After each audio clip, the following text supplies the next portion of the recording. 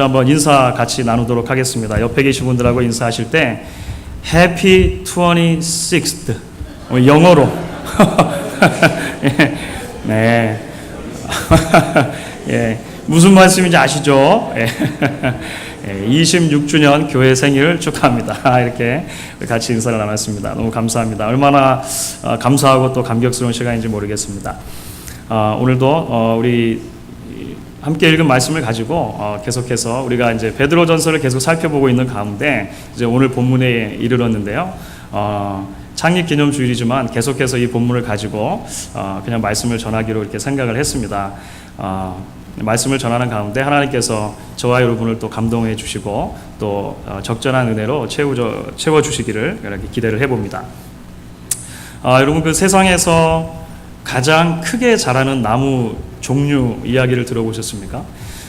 세상에서 일반적으로 가장 크게 자랄 수 있는 나무의 종류는 자이언트 세코이아라고 하는 나무입니다.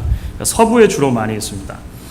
보통 키가 한 70m 이상까지 자랄 수가 있고 밑둥의 직경이 일반적으로 6에서 9m 정도 이렇게 자란다고 합니다.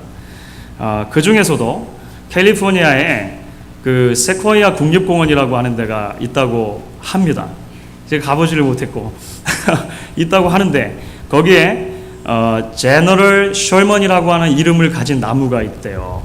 근데 그 제너럴 셜먼이라고 하는 나무가 지금 지구상에 있는 나무 중에는 가장 큰 나무다라고 이렇게 사람들이 이야기를 합니다. 이제 그 세코이아 나무가 대략적으로 한 2,700살 정도 먹었을 것이라고 사람들이 추정을 하는데요. 높이가 83m고요. 밑둥의 둘레가 31m, 그리고 밑둥의 직경이 11m 정도 됩니다. 그래도 얼른 그림이 잘 안 그려지시죠? 이것을 그림으로 얼른 그려보시려면 27층짜리 건물 높이에 3차선 도로 넓이 이렇게 생각하시면 되는 거예요. 나무가 20층짜리 건물 높이에 3차선 도로 넓이 정도 이렇게 되는 것입니다. 그러니까 장정이 16명 정도 이상 돼야만 이렇게 팔로 안았을 때 그 나무를 둥치를 안을 수가 있다고 하고요. 그 나무를 배 가지고 만약에 집을 지으면, 목조 건물을 지으면 방 5개가 있는 목조 건물을 80개 지을 수 있다고 합니다. 그러니까 이게 보통 큰 나무가 아닌 거죠. 반면에 세상에서 가장 작은 나무도 있습니다. 여러분 이끼나 풀 이런 거 말고 나무라고 불릴 수 있는 식물 중에 가장 작게 자라는 것은 한국의 제주도에 있는 한라산에서도 자라는 돌매화나무라고 하는 나무가 있대요. 그런데 이 나무는 보통 자라면 2cm에서 3cm. 나무, 이게 풀이 아니고 나무라는 것을 이해를 해주셔야 됩니다. 나무인데 2cm에서 3cm 정도 자라고 아주 많이 자라도 10cm를 넘어가는 그 경우가 없다라고 이렇게 이야기를 하더라고요. 제가 세상에서 제일 큰 나무 그리고 세상에서 제일 작은 나무에 대한 이야기를 어디선가 읽으면서 문득 그런 생각을 한 적이 있었습니다. 하나님께서 우리에게 기대하시는 신앙의 크기, 신앙의 수준이 어떤 것일까라고 하는 생각을 그 나무 이야기를 제가 보면서 생각을 하게 됐습니다. 하나님께서 우리에게 기대하시는 것은 단지 생명을 그저 유지하고 있는 것만으로도 감사할 정도의 그런 작은 나무, 그렇죠.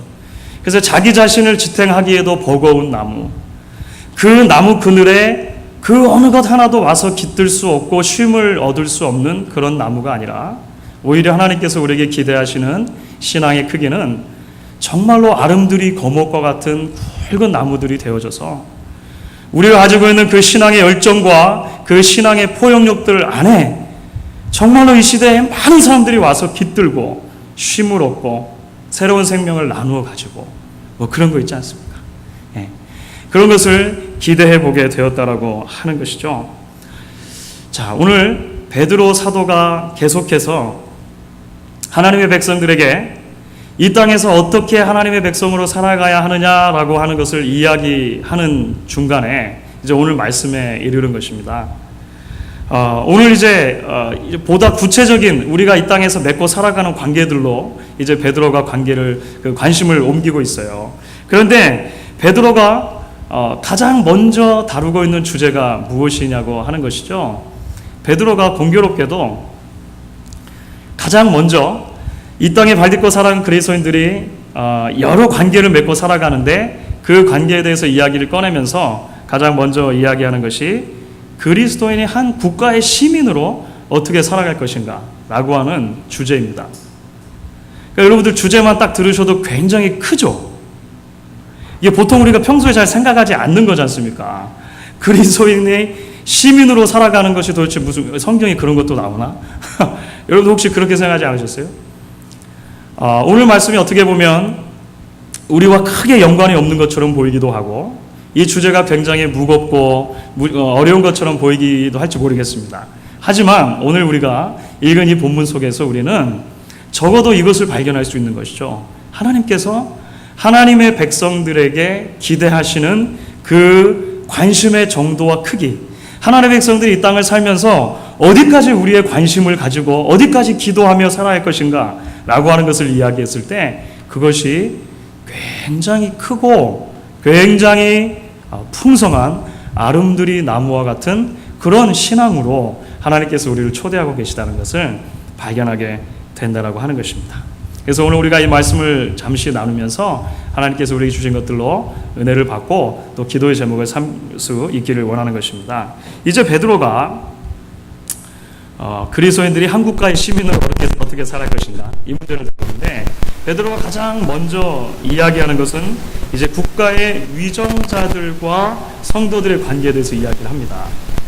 이게 보통 이야기가 아닌 거죠. 그렇죠?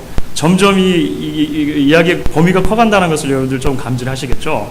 그러면 도대체 국가 위정자들, 세우신 그 정치인들 또는 이제 관리들을 어떻게 생각해야 할 것인가?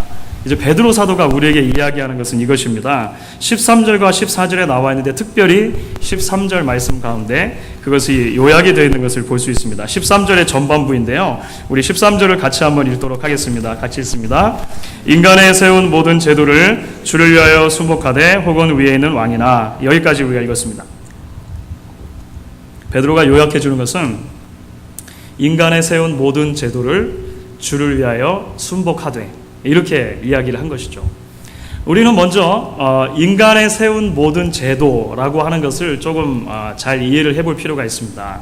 우리가 이제 한국말로 번역이 되기를 인간에게 세운 모든 제도 이렇게 번역을 했는데 사실 이제 조금 더 원래 의미에 가깝게 표현하면 인간의 창조물이라고 하는 의미입니다. 그러니까 human creation이라고 번역하면 딱 맞습니다. 인간의 창조물. 그게 무슨 말입니까? 국가를 비롯해서 그 국가 안에 있는 정치 구조나 나아가서는 그 정치 구조 안에서 권력을 부여받은 모든 사람들, 그러니까 왕이나 관리들, 모든 사람들을, 그리고 모든 이 국가 포함해서의 모든 것들을 인간의 창조물 이렇게 지금 말하고 있는 거예요.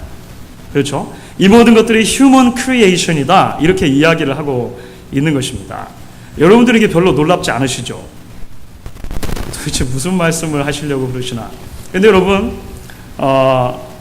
베드로 당시를 생각을 하면 사실은 이 말씀 자체가 굉장히 충격적이었다고 하는 것을 우리가 좀 기억을 할 필요가 있습니다. 베드로 당시에는 로마의 이 지배를 받는 로마 정복하에 있었습니다. 로마 제국 내에 있었습니다. 로마 제국 내에서는 황제 숭배가 이루어지고 있었습니다.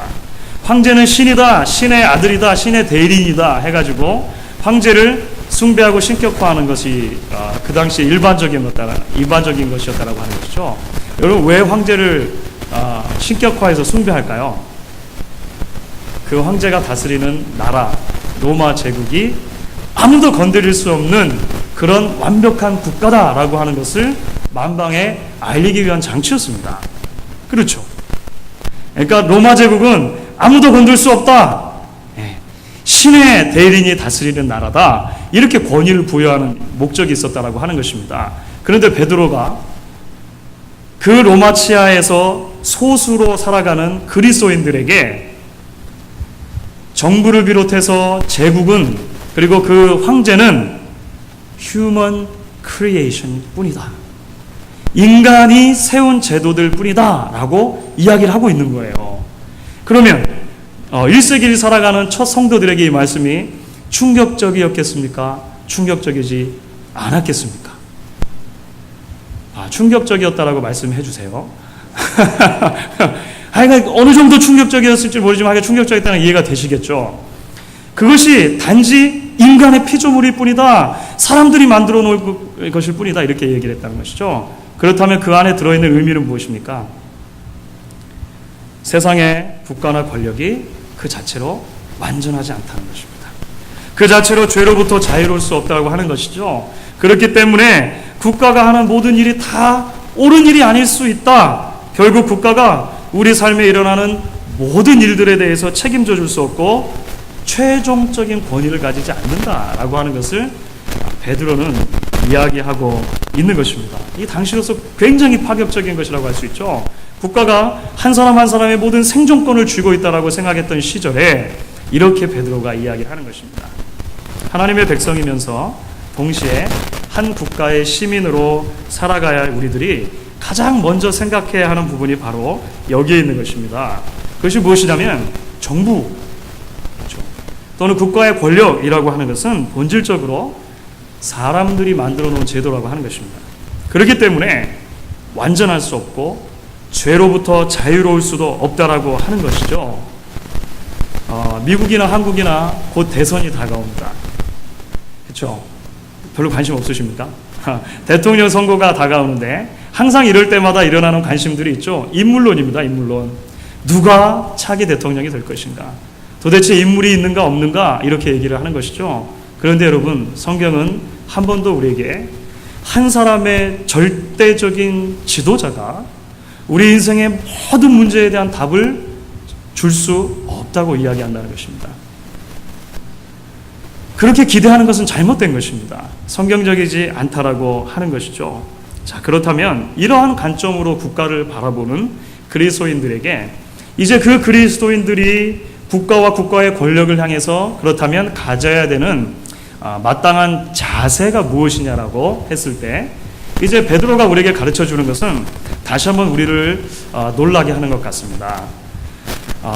국가나 제도, 특별히 그 로마 당시에 황제, 그리고 황제의 임명을 받아서 지금 다스리고 있는 모든 사람들, 그리고 로마 제국 전체 인간의 제도일 뿐이다. 이렇게 이야기를 해놓고 베드로가 이야기하는 것은 무엇이냐면 그러한 대상들에 대해서 여러분들이 마땅히 가져야 할 자세는 무엇이라고 얘기합니까? 순복해야 한다라고 이야기를 합니다. 순복합니다. 그러니까 조금 충격적이죠. 이게 마치 그 서로 모순되는 것처럼 보인다라고 하는 것입니다. 이런 국가 권력이나 정치 제도는 순전히 인간이 만든 것이다. 그렇기 때문에 최종적인 권위를 가질 수 없다라고 말하면서도 순복해야 된다, 복종해야 된다라고 말하니까 이것이 서로 전혀 모순되는 것처럼 보인다고 하는 것입니다. 여러분, 그런데 사도 바울도 비슷한 이야기를 합니다. 로마서 13장 1절 말씀을 보시면 각 사람은 위에 있는 권세들에게 굴복하라. 권세는 하나님께로 나지 않음이 없나니 모든 권세는 다 하나님의 정하신 바다. 감사합니다. 여러분, 근데요, 이 말씀들이 때로는 성도들에게 있어서 걸림돌이 되었던 말씀입니다.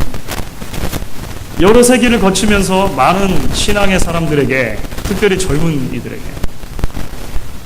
이 말씀이 걸림돌이 되어져 왔어요. 바울이나 베드로는 성도들을 하나님 나라의 백성이라고 말하면서 정부에 대해서는 왜 무조건적으로 굴복하고 복종하라고 이야기하느냐라고 하는 것이죠. 완전하지도 않고 심지어 악할 수도 있는 정부와 국가 권력에 대해서 무조건적으로 복종하는 소시민적인 삶이 성경에 우리에게 기대하시는 삶이란 말인가? 여러분, 그런 질문 안 해보셨습니까? 이런 말씀 들을 때. 사실 이러한 생각은 성경을 조금 오해한 것입니다. 우리는 먼저 베드로와 바울이 사용했을 때 이 순복하다 또는 이 굴복하다라고 하는 그 단어의 그 본래 의미에 대해서 조금 생각을 해볼 필요가 있습니다. 우리말로 순복하다, 굴복하다라고 이렇게 되어 있으면 조금 무조건적인 복종을 의미하는 것처럼 보입니다. 그렇죠? 그런데 본래 이 바울이 사용하는 단어나 베드로가 사용하는 단어나 한국말로는 다르게 번역되었지만 한 단어입니다. 한 단어인데 그 원래 의미는 이런 것입니다. 누구누구의 아래에 나를 두다라고 하는 본래적인 의미가 있습니다. 그러니까 이것은 우리가 흔히 생각하는 것처럼 무조건적인 복종이나 굴복을 의미하는 단어가 아니라고 하는 것을 사실 좀 기억하실 필요가 있습니다. 오히려 이 단어는 질서의 차원에서 성경에서 이야기가 되는 단어입니다. 나와 다른 사람과의 관계, 나와 제도의 관계 속에서 나는 어떤 위치에 있고 이 제도에 한해서 그 권력을 부여받은 사람들은 어떤 위치에 있는가, 이 위치를 정확하게 인정하고 그 위치에 맞는 대우를 해주라라고 하는 의미가 있어요. 좀 어렵죠. 그러니까 이것을 그냥 번역하면 존중이라고 번역하면 가장 원어의 뜻에 어울리는 것 같습니다. 존중, respect. 이 한국에서는 아이들이 대개 부모들과 함께 식당을 가면 부모들이 시켜주는 대로 음식을 먹습니다. 적어도 제가 자랄 때까지는 그랬던 것 같아요. 그러니까 무슨 고르고 이런 게 있습니까? 부모님들께서 그냥 시켜주시면 그 음식을 먹는 거죠. 그런데 미국에 와서 아이들과 함께 이렇게 음식을 먹으러 갔다가 큰 문화 충격에 빠진 적이 있습니다. 그게 뭐냐면 햄버거 하나를 시키는데도 조그만 아이들을 그 미국 부모들이 데려와서 그 아이들에게 물어보는 거예요. 뭘 먹을래? 그러면 아이들이 쉽게 못 고르잖아요. 고를 때까지 다 기다려주지 않습니까? 되게 기다려서 이것은 이거고 설명을 해준 다음에 아이들이 말하는 것을 들어서 이제 음식을 결정할 수 있게끔 해준다고 하는 것이죠. 잔소리 말고 시켜주는 대로 먹어! 라고 하는 말을 들으며 자랐던 사람들에게는 이 상당히 문화적인 충격이라고 할 수 있는 것이죠. 사랑하는 여러분, 그런데 그럴 때 부모가 자녀에게 순복했다, 굴복했다라고 하는 단어를 사용할 수 있습니까? 의견을 존중해 준 것이죠. 존중해 준 것입니다. 그 아이의 의견, 부모와 아이의 위치를 정확하게 인정하고 그 아이의 의견을 존중해 주는 것, 그래서 이 굴복하는 것, 순복하는 것과 존중하는 것과 사이에는 큰 차이가 있다라고 하는 것이죠. 성경이 그리스도인들이 국가와 위정자들에게 가져야 할 마땅한 태도를 이야기할 때 이 존중이라고 하는 단어를 쓰고 있다는 것을 여러분들 기억을 하시면 좋겠습니다. 그리스도인들은 비록 사람들이 세워놓은 제도이긴 하지만 바울 사도의 가르침과 같이 그러한 제도를 허락하신 분이 하나님이시다라고 하는 것을 믿고 사는 사람들이라고 하는 것이죠. 물론 이것이 하나님께서 모든 정부를 다 기쁘게 보신다든지 정부가 하는 모든 일을 다 찬성해 주신다고 하는 것은 아닐 수 있습니다. 그렇죠. 그럼에도 불구하고 일반적인 경우에 있어서, 대부분의 경우에 있어서 국가와 정부는 국민의 안녕과 안전을 위해서 여러 가지 일을 하게 되어 있는 것입니다. 그렇죠. 오늘 그래서 베드로도 14절의 말씀에 악행하는 자를 징벌하고 선행하는 자를 포장한다. 포장한다는 것은 덮어주는 것이 아니고 포상한다는 것입니다. 상을 준다는 것이죠. 정부의 기능이 일반적으로 이런 기능이 있다라고 하는 것입니다. 그리고 이런 일들을 하기 위해서 국민들로부터 신뢰와 지지를 얻을 필요가 있다라고 하는 것이죠. 국민의 한 사람으로서 그리스도인들이 국가와 정부 그리고 권력의 위치에 있는 사람들에게 그들이 마땅히 받아야 하는 리스펙트, 존중이죠. 굴복과는 좀 다른 것입니다. 그 리스펙트를 보여주는 것이 중요하다. 이것을 베드로가 오늘 우리에게 이야기하고 있는 것입니다. 동시에 순복하다라고 하는 말을 이렇게 이해를 하게 되면 우리는 베드로의 가르침이 국가나 황제에 대해서 맹목적인 순종과 이 묵인만을 강요하지 않는다는 것을 발견하게 되어집니다. 그렇겠죠? 모든 공경이 항상 무조건적인 복종의 형태로 나타나는 것은 아니기 때문에 그렇습니다.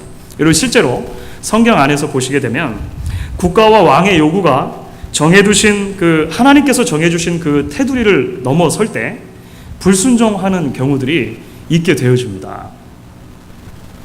다니엘의 세 친구를 기억하시죠? 사드락, 메삭, 아벳느고입니다. 다니엘의 세 친구는 왕의 신상에게 절을 하라라고 하는 명령이 내려졌음에도 불구하고 불순종했습니다. 그 결과로 풀무불에 들어가게 되었죠. 다니엘 자신도 마찬가지였습니다. 왕께 기도하는 것 외에는, 왕의 신에게 기도하는 것 외에는 그 어떤 신에게도 기도할 수 없다라고 국가적인 명령이 내려졌음에도 불구하고 그 명령을 어기고 하나님께 기도하게 되죠. 그래서 그 유명한 사자굴 사건 일어나게 되는 것입니다. 로마 시대 때 로마 황제의 그 신격화가 극치에 달하게 되어져서 기독교 신앙과 더 이상 타협할 수 없는 지점이 오게 되어질 때 많은 하나님의 백성들이 순교를 택했습니다. 일제시대 때 신사참배를 거부하다가 많은 분들이 순교하신 것도 바로 이와 같은 맥락에서 있다라고 하는 것이죠.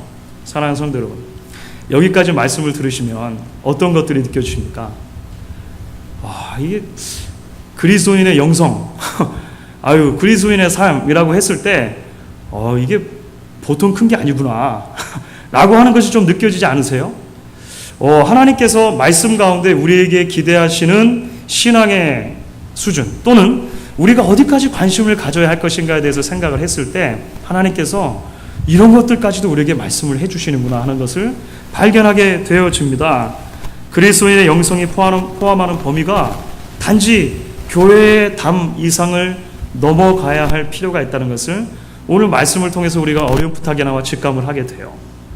우리들의 관심이 우리의 가족, 우리의 사업, 내가 지금 하고 있는 모든 것에만 모든 관심이 있는 것을 하나님께서 원치 않으시다는 하는 것을 우리가 어렴풋하게나마 발견하게 된다라고 하는 것입니다. 우리에게 주시는 이 말씀의 도전을 우리가 믿음으로 함께 받을 수 있기를 바라는 것입니다. 우리가 이것도 놀라운데, 그죠? 여기까지 들어도 놀라운데 베드로는 여기서 한 걸음을 사실 더 나아갑니다. 여기서 더 나아가서 한 국가 안에 시민으로 살아가는 그리스도인이라고 하는 주제를 넓히고 있어요. 그 말씀을 우리는 17절에서 발견하게 되어집니다. 이런 17절 말씀을 우리가 같이 한번 읽도록 하겠습니다. 뭇 사람을 공경하며 형제를 사랑하며 하나님을 두려워하며 왕을 공경하라. 여기서 이제 베드로 사도는 왕을 공경하는 문제와 동일선상에 모든 사람을 공경하라라고 하는 것으로 연결해서 이야기를 하고 있습니다. 베드로 사도가 우리들에게 기대하는, 또 베드로를 통해서 보게 되죠. 하나님께서 우리에게 기대하는 아름드리 거목과 같은 그 신앙의 크기를 우리가 다시 한번 보게 되는 시점이 된다라고 하는 것입니다. 베드로는 하나님 나라의 백성이면서 동시에 한 국가의 시민으로 살아가는 그리스도인들의 관심이 한 사회 안에서 나와 더불어 살아가는 모든 사람들에게까지 향해 있어야 한다라고 이야기를 하는 거예요. 우리의 공경과 사랑의 대상이 단지 나와 뜻을 같이 하는 몇몇 사람이나 그런 사람들이 모여있는 공동체뿐만이 아니라 우리와 한 시대를 살아가는 모든 사람에게로 우리의 사랑과 관심의 그 범위가 넓어져야 한다고 하는 것입니다. Show your proper respect to everyone. 우리 주변의 모든 사람들에게 그 사람들에게 적당한 그 존중을 보여주고 살아야 한다라고 성경의 이야기를 한다라고 하는 것이죠. 우리가 베드로의 이런 권면을 통해서 우리의 사랑과 이해, 존경, 용납의 대상이 엄청나게 넓어져야 할 필요가 있다는 것을 다시 한번 발견하게 됩니다. 물론 우리는 이렇게 질문할 수 있죠. 함께 교회에 다니는 사람을 사랑하고 용납하는 것도 어려운 일입니다. 아니, 늘 보고 사는 가족, 나와 살을 부대끼며 살아가는 가족을 이해하고 사랑하는 것도 너무나도 어려운 일입니다. 그런데 어떻게 모든 사람을 사랑하라고 말씀하시는 겁니까? 이게 너무 이상적이지 않습니까? 라고 우리가 질문할지 모르겠습니다. 저도 마찬가지죠. 이런 말씀 들을 때 저라고 늘 아멘으로 받고 막 그러겠습니까? 고민하는 것입니다. 우리가 다. 그런데 예수님께서는 산상수훈 속에서 여전히 우리에게 이렇게 말씀하십니다. 너희가 너희를 사랑하는 자를 사랑하면 무슨 상이 있으리요? 세리도 이같이 아니하냐? 또 너희가 너희 형제에게만 무난하면 남보다 더 하는 것이 무엇이냐? 이방인들도 이같이 아니하냐? 이렇게 이야기를 하고 계십니다. 최근 한국에 반기독교 정서가 들불처럼 번지고 있습니다. 그런데 그 원인 중에 기독교인의 무례함이 굉장히 큰 부분을 차지하고 있다라고 하는 말씀을 여러분들 들어보셨을 것입니다. 성경이 말하는 구원의 진리가 배타적이라고 하는 것, 그것은 바로 예수 그리스도를 통해서만 구원을 얻을 수 있다라고 하는 것입니다. 그렇죠? 구원의 진리는 배타적입니다. 그럼에도 불구하고 구원의 진리가 배타적이라고 하는 것을 타종교인이나 불신자들에 대해서 무례해도 좋다는 것으로 착각하는 경우들이 있다라고 하는 거예요. 한국에서 이런 것들이 종종 발견됩니다. 사람들이 다 사용하는 지폐잖아요, 화폐. 그 지폐에 전도용 문구를 그냥 이렇게 찍어넣는, 이렇게 도장으로 찍어넣어가지고 그게 발견되는 경우들이 있어요. 얼마 전에는 10,000원짜리 지폐가 몇 개가 발견됐는데 그 10,000원짜리 지폐 앞면에 주 예수를 믿으라. 그래야면 너와 내 집이 구원을 얻으리라. 아멘. 도장을 파가지고 누가 찍어놓은 거예요. 뒷면에는 예수 믿으면 천당, 불신자는 지옥. 아멘.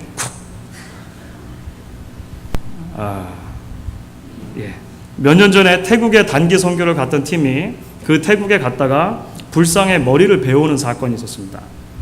이게 사실 국가적으로도 크게 그 외교적인 문제가 될 뻔한 사건이 있었어요. 이런 것뿐만이 아니죠.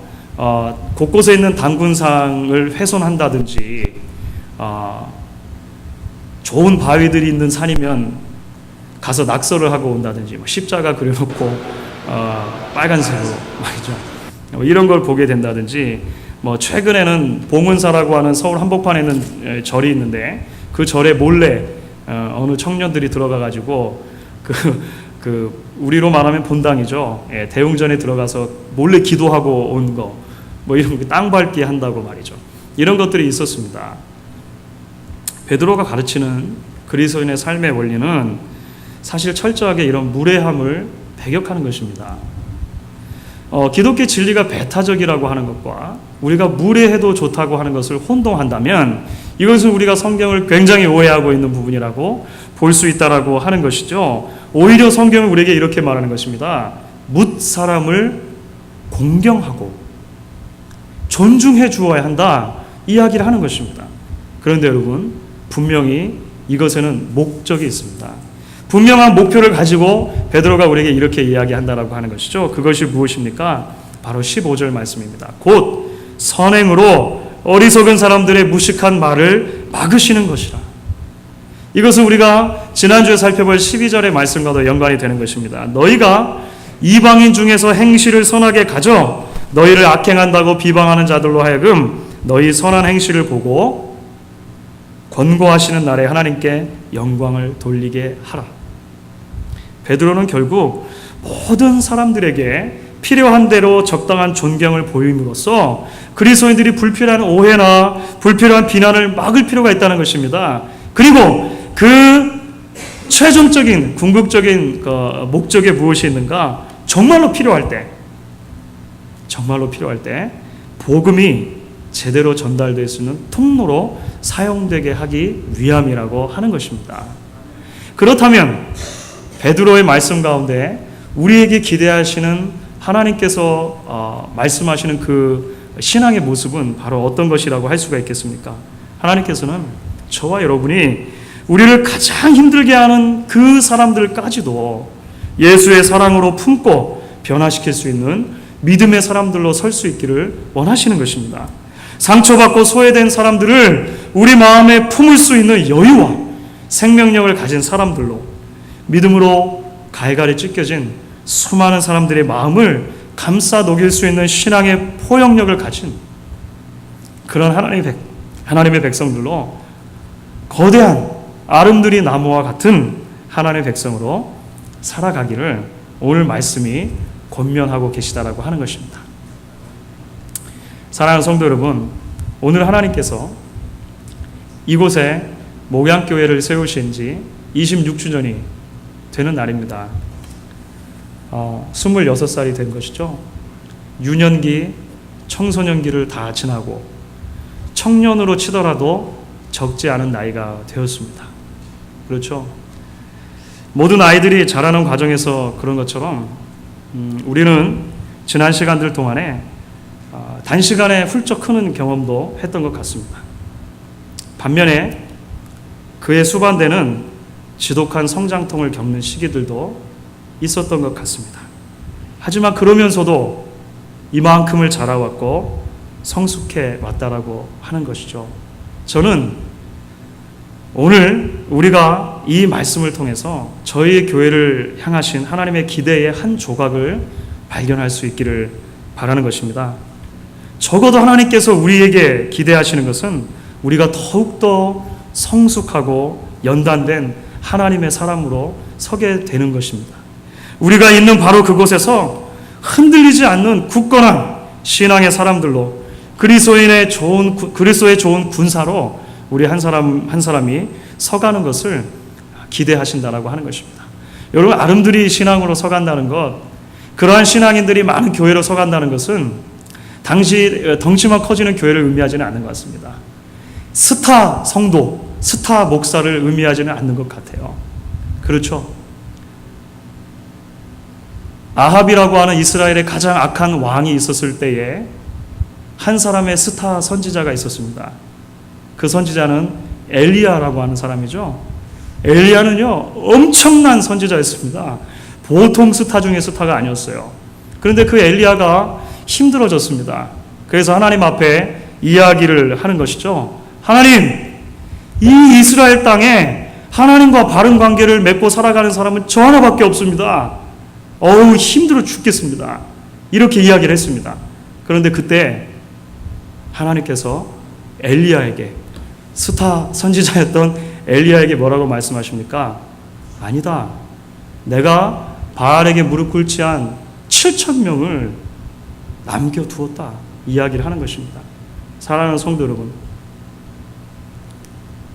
우리 한 사람 한 사람이 이름도 없고 빛도 없지만 바알에게 무릎 꿇지 아니하였던 그 7,000명들과 같이 하나님의 거룩한 군사들로 설 수 있기를 원하는 것입니다. 그것이 때로 힘들고 어려워 보인다 하더라도, 그것이 때로 우리의 많은 부분을 포기하는 것을 요구한다 하더라도 하나님께서 기대하시는 그러한 개인으로, 가정으로, 우리 교회로 세워질 수 있기를 저와 여러분이 함께 결단할 수 있는 오늘이 될 수 있기를 주님의 이름으로 간절히 축원하는 것입니다.